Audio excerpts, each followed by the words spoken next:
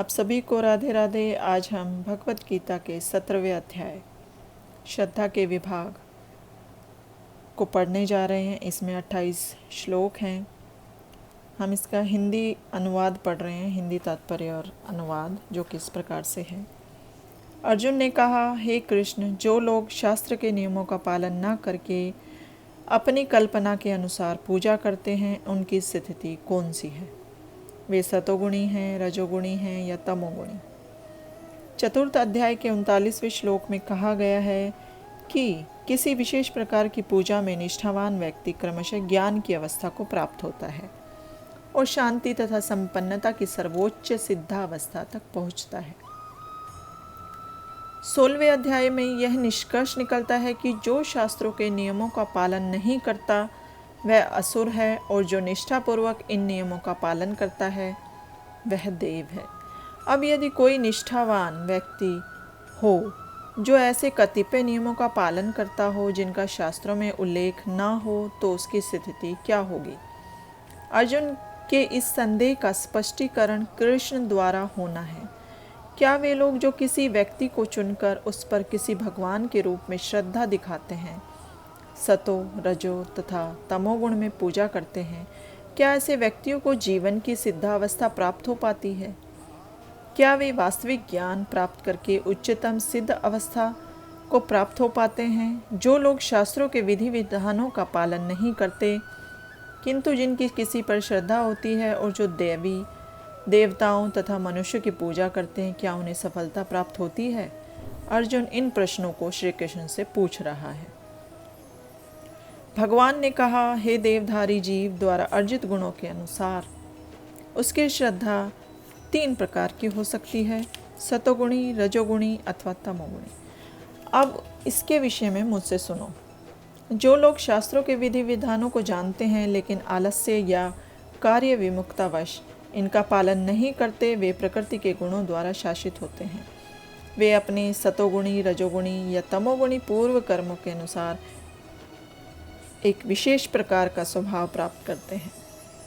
विभिन्न गुणों के साथ जीव की संगति शाश्वत चलती रहती है। चूँकि जीव प्रकृति के संसर्ग में रहता है, अतः वह प्रकृति के गुणों के अनुसार ही विभिन्न प्रकार की मनोवृत्तियाँ अर्जित करता है। लेकिन यदि कोई प्रामाणिक गुरु की संगति करता है और उसके तथा शास्त्रों के विधि विधानों का पालन करता है, तो उसकी यह मनोवृत्ति बदल सकती है। वह क्रमशः अपनी स्थिति तमोगुण से सतोगुण या रजोगुण से सतोगुण में परिवर्तित कर सकता है। कहने का तात्पर्य यह है कि प्रकृति के किसी गुण विशेष में अंधविश्वास करने से ही व्यक्ति सिद्धि प्राप्त नहीं कर सकता। उसे प्रामाणिक गुरु की संगति में रहकर बुद्धिपूर्वक बातों पर विचार करना होता है, तभी वह उच्चतर गुण की स्थिति को प्राप्त हो सकता है। हे भारत पुत्र, विभिन्न गुणों के अंतर्गत अपने अपने अस्तित्व के अनुसार मनुष्य एक विशेष प्रकार की श्रद्धा विकसित करता है। अपने द्वारा अर्जित गुणों के अनुसार ही जीव को विशेष श्रद्धा से युक्त कहा जाता है। सतोगुणी व्यक्ति देवताओं को पूजते हैं, रजोगुणी यक्षों व राक्षसों की पूजा करते हैं और तमोगुणी व्यक्ति भूत प्रेतों को पूजते हैं। इस श्लोक में भगवान विभिन्न बाह्य कर्मों के अनुसार पूजा करने वालों के प्रकार बता रहे हैं। शास्त्रों के आदेशानुसार केवल भगवान ही पूजनीय हैं, लेकिन जो शास्त्रों के आदेशों से अभिज्ञ नहीं या उन पर श्रद्धा नहीं रखते, वे अपनी गुण से स्थिति के अनुसार विभिन्न वस्तुओं की पूजा करते हैं। जो लोग सतोगुणी हैं वे सामान्यतः देवताओं की पूजा करते हैं। इन देवताओं में ब्रह्म, शिव तथा अन्य देवता यथा इंद्र, चंद्र तथा सूर्य सम्मिलित है। देवता कई हैं। सतोगुणी लोग किसी विशेष अभिप्राय से किसी विशेष देवता की पूजा करते हैं। इसी प्रकार जो रजोगुणी हैं वे यक्ष राक्षसों की पूजा करते हैं। हमें स्मरण है कि द्वितीय विश्व युद्ध के समय कलकत्ता का एक व्यक्ति हिटलर की पूजा करता था, क्योंकि भला हो उस युद्ध का उसने उसमें काले धंधे से प्रचुर धन संचित कर लिया था।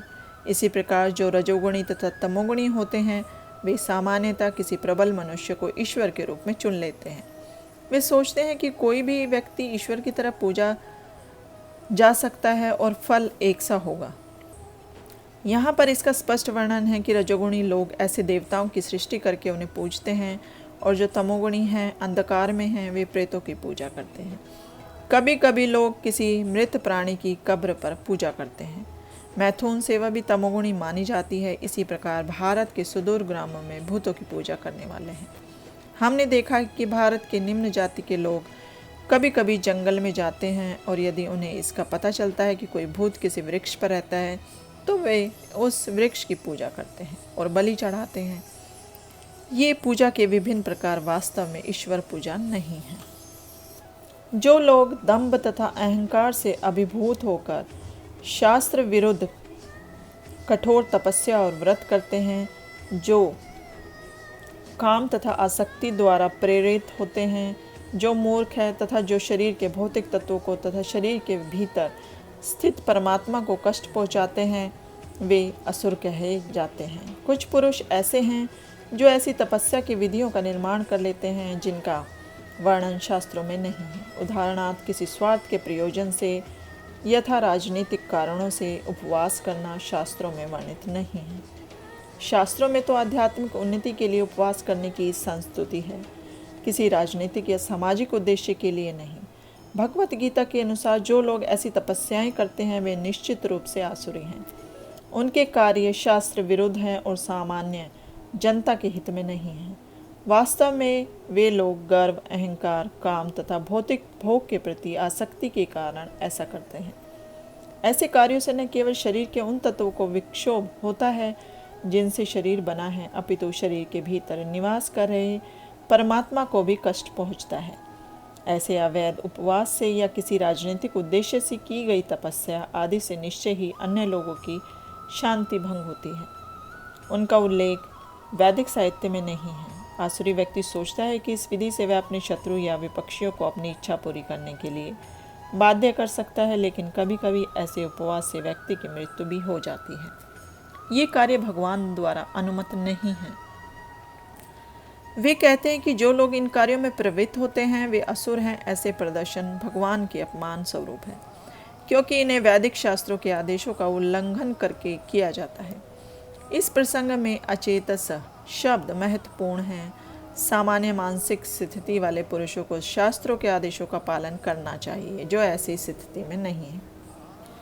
वे शास्त्रों की उपेक्षा तथा अवज्ञा करते हैं और तपस्या की अपनी विधि निर्मित कर लेते हैं। मनुष्य को सदैव आसुरी लोगों की चरण परिणति को स्मरण करना चाहिए। जैसा कि पिछले अध्याय में वर्णन किया गया है, भगवान ऐसे लोगों को आसुरी व्यक्तियों के यहाँ जन्म लेने के लिए बाध्य करते हैं। फलस्वरूप वे भगवान के साथ अपने संबंध को जाने बिना जन्म जन्मांतर आसुरी जीवन में रहते हैं। किंतु यदि ऐसे व्यक्ति इतने भाग्यशाली हुए कि कोई गुरु उनका मार्गदर्शन करके उन्हें वैदिक ज्ञान के मार्ग पर ले जा सके, तो वे इस भवबंधन से छूटकर अंत तो गत्वा परम गति को प्राप्त होते हैं। यहाँ तक कि प्रत्येक व्यक्ति जो भोजन पसंद करता है वह भी प्रकृति के गुणों के अनुसार 3 प्रकार का होता है। यही बात यज्ञ, तपस्या तथा दान के लिए भी सत्य है। अब उनके भेदों के विषय में सुनो। प्रकृति के भिन्न भिन्न गुणों के अनुसार भोजन, यज्ञ, तपस्या और दान में भेद होते हैं। वे सब एक से नहीं होते। जो लोग यह समझ सकते हैं कि किस गुण में क्या क्या करना चाहिए, वे वास्तव में बुद्धिमान हैं। जो लोग सभी प्रकार के यज्ञ, भोजन या दान को एक समान कर उनमें अंतर नहीं कर पाते, वे अज्ञानी हैं। ऐसे भी प्रचारक लोग हैं जो ये कहते हैं कि मनुष्य जो चाहे वह कर सकता है और सिद्धि प्राप्त कर सकता है, लेकिन ये मूर्ख मार्गदर्शक शास्त्रों के आदेशानुसार कार्य नहीं करते। ये अपनी विधियां बनाते हैं और सामान्य जनता को भ्रांत करते रहते हैं। जो भोजन सात्विक व्यक्तियों को प्रिय होता है वह आयु बढ़ाने वाला, जीवन को शुद्ध करने वाला तथा बल, स्वास्थ्य, सुख तथा तृप्ति प्रदान करने वाला होता है। अत्यधिक तीक्त, खट्टे, नमकीन, गरम, चटपटे, शुष्क तथा जलन उत्पन्न करने वाले भोजन रजोगुणी व्यक्तियों को प्रिय होते हैं। ऐसे भोजन दुख, शोक तथा रोग उत्पन्न करने वाले हैं। खाने से 3 घंटे पूर्व पकाया गया स्वादहीन, वियोजित एवं सड़ा, झूठा तथा अस्पृश्य वस्तुओं से युक्त भोजन उन लोगों को प्रिय होता है जो तामसी होते हैं। आहार का उद्देश्य आयु को बढ़ाना, मस्तिष्क को शुद्ध करना तथा शरीर को शक्ति पहुँचाना है। इसका यही एकमात्र उद्देश्य है। प्राचीन काल में विद्वान पुरुष ऐसा भोजन चुनते थे जो स्वास्थ्य तथा आयु को बढ़ाने वाला हो।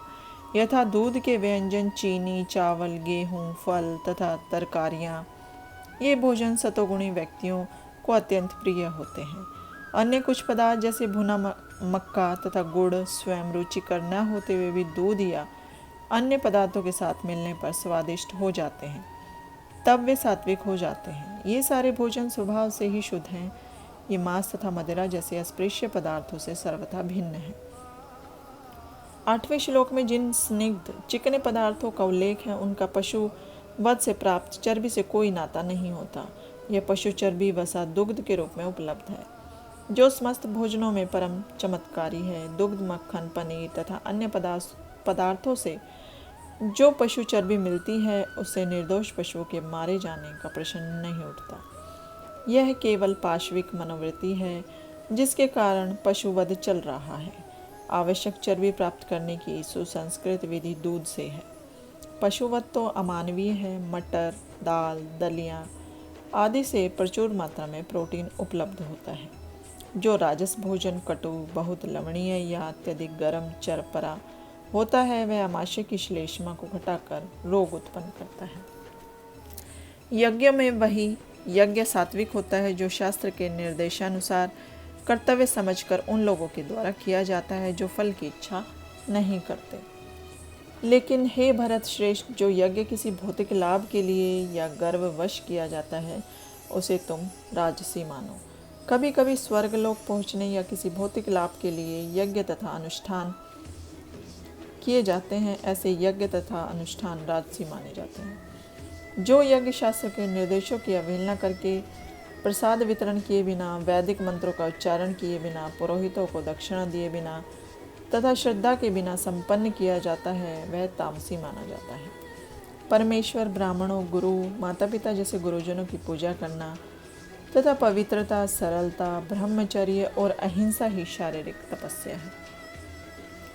सच्चे भाने वाले, हितकर तथा अन्य को शुद्ध न करने वाले वाक्य बोलना और वैदिक साहित्य का नियमित पारायण करना, यही वाणी की तपस्या है।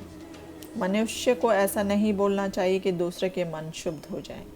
निसंदेह जब शिक्षक बोले तो वह अपने विद्यार्थियों को उपदेश देने के लिए सत्य बोल सकता है, लेकिन उसी शिक्षक को चाहिए कि यदि वह उनसे बोले जो उसके विद्यार्थी नहीं हैं, तो उनके मन को शुद्ध करने वाला सत्य ना बोले। यही वाणी की तपस्या है। इसके अतिरिक्त प्रलाप, व्यर्थ की वार्ता करना नहीं करना चाहिए। आध्यात्मिक क्षेत्रों में बोलने की विधि यह है कि जो भी कहा जाए वह शास्त्र सम्मत हो, उसे तुरंत ही अपने कथन की पुष्टि के लिए शास्त्रों को प्रमाण देना चाहिए तथा संतोष, सरलता, गंभीरता, आत्मसंयम एवं जीवन की शुद्धि, ये मन की तपस्याएं हैं। भौतिक लाभ की इच्छा न करने वाला तथा केवल परमेश्वर में प्रवृत्त मनुष्य द्वारा दिव्य श्रद्धा से संपन्न यह 3 प्रकार की तपस्या सात्विक तपस्या कहलाती है। जो तपस्या दंभ पूर्वक तथा सम्मान, सत्कार एवं पूजा कराने के लिए संपन्न की जाती है, वह राजसी रजोगुणी कहलाती है। यह न तो स्थायी होती है और न शाश्वत। मूर्खतावश आत्म उत्पीड़न के लिए या अन्यों को विनष्ट करने या हानि पहुंचाने के लिए जो तपस्या की जाती है, वह तामसी कहलाती है। जो दान कर्तव्य समझकर किसी प्रत्युपकार की आशा के बिना समुचित काल तथा स्थान में और योग्य व्यक्ति को दिया जाता है, वह सात्विक माना जाता है। किंतु जो दान प्रत्युपकार की भावना से या कर्मफल की इच्छा से या अनिच्छा पूर्वक किया जाता है, वह रजोगुणी कहलाता है। तथा जो दान किसी अपवित्र स्थान में अनुचित समय में किसी अयोग्य व्यक्ति को या बिना समुचित ध्यान तथा आदर से दिया जाता है, वह तामसी कहलाता है। यहाँ पर मद्यपान तथा धूत कीड़ा में व्यसनी के लिए दान देने की को प्रोत्साहन नहीं दिया गया। ऐसा दान तामसी है। ऐसा दान लाभदायक नहीं होता, वरन इससे पापी पुरुषों को प्रोत्साहन मिलता है। इसी प्रकार यदि बिना सम्मान तथा ध्यान दिए किसी उपयुक्त व्यक्ति को दान दिया जाए, तो वह भी तामसी है। सृष्टि के आदिकाल से ओम, तत्, सत ये 3 शब्द पर ब्रह्म को सूचित करने के लिए प्रयुक्त किए जाते रहे। ये तीनों सांकेतिक अभिव्यक्तियां ब्राह्मणों द्वारा वैदिक मंत्रों का उच्चारण करते समय तथा ब्रह्म को संतुष्ट करने के लिए यज्ञों के समय प्रयुक्त होती थी। अतएव योगी जन ब्रह्म की प्राप्ति के लिए शास्त्रीय विधि के अनुसार यज्ञ, दान तथा तप की समस्त क्रियाओं का शुभारंभ सदैव ओम से करते हैं। मनुष्य को चाहिए कि कर्मफल की इच्छा किए बिना विविध प्रकार से यज्ञ, तप तथा दान को तत् शब्द कहकर संपन्न करे। ऐसी दिव्य क्रियाओं का उद्देश्य भव बंधन से मुक्त होना है। आध्यात्मिक पद तक उठने के लिए मनुष्य को चाहिए कि किसी लाभ के निमित्त कर्म न करे। सारे कार्य भगवान के परम धाम वापस जाने के उद्देश्य से किए जाएं, जो चरम उपलब्धि है। परम सत्य भी भक्ति में यज्ञ का लक्ष्य है और उसे सत्य शब्द से अभिहित किया जाता है। हे पृथा पुत्र, ऐसे यज्ञ का संपन्न करता भी सत कहलाता है। जिस प्रकार यज्ञ, तप तथा दान के सारे कर्म भी जो परम पुरुष को प्रसन्न करने के लिए संपन्न किए जाते हैं, सत है। हे पार्थ, श्रद्धा के बिना यज्ञ, दान या तप के रूप में जो भी किया जाता है वह नश्वर है, वह असत कहलाता है और इस जन्म तथा अगले जन्म दोनों में ही व्यर्थ जाता है। इस प्रकार श्रीमद् भगवद गीता के 17वें अध्याय श्रद्धा के विभाग का भक्ति वेदांत तात्पर्य पूर्ण हुआ। सभी को राधे राधे।